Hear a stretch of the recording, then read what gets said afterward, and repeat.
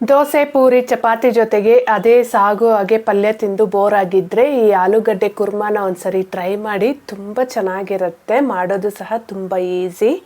ಮೊದಲಿಗೆ ಸ್ಟವ್ ಮೇಲೆ ಕುಕ್ಕರ್ನ ಇಟ್ಕೊಂಡು ಎಣ್ಣೆ, ಪಲಾವ್ ಎಲೆ ಹಾಗೆ ಸಣ್ಣದಾಗಿ ಕಟ್ ಮಾಡಿರೋ ಅಂಥ ಈರುಳ್ಳಿನ ಸಹ ಹಾಕ್ಕೊಂಡು, ಈರುಳ್ಳಿ ಫ್ರೈ ಆದಮೇಲೆ ಅರ್ಧ ಇಂಚು ತುರಿದಿರೋ ಅಂಥ ಶುಂಠಿನ ಸಹ ಹಾಕಿ, ಅದು ಸಹ ಹಸಿ ವಾಸನೆ ಹೋದ್ಮೇಲೆ 2 ಚಿಕ್ಕ ಟೊಮೆಟೊ, ರುಚಿಗೆ ಬೇಕಾಗಿರೋಷ್ಟು ಉಪ್ಪು, 1/4 ಸ್ಪೂನ್ ಅರಿಶಿನ, 1 ಸ್ಪೂನ್ ಅಚ್ಕಾರದ ಪುಡಿ, 3/4 ಸ್ಪೂನಷ್ಟು ಗರಂ ಮಸಾಲ, 2 ಹಸಿಮೆಣಸಿನ್ಕಾಯಿ, ಸ್ವಲ್ಪ ಕರಿಬೇವನ್ನ ಸಹ ಹಾಕ್ಕೊಂಡು ಟೊಮೆಟೊ ಚೆನ್ನಾಗಿ ಸಾಫ್ಟ್ ಆಗೋವರೆಗೂ ಹುರ್ಕೋಬೇಕು. ಈಗ ಮೀಡಿಯಮ್ ಸೈಜ್ದು 3 ಆಲೂಗಡ್ಡೆನ ಸಹ ಹಾಕ್ಕೊಂಡು ಅದನ್ನು ಸಹ 1-2 ನಿಮಿಷ ಫ್ರೈ ಮಾಡ್ಕೋಬೇಕು.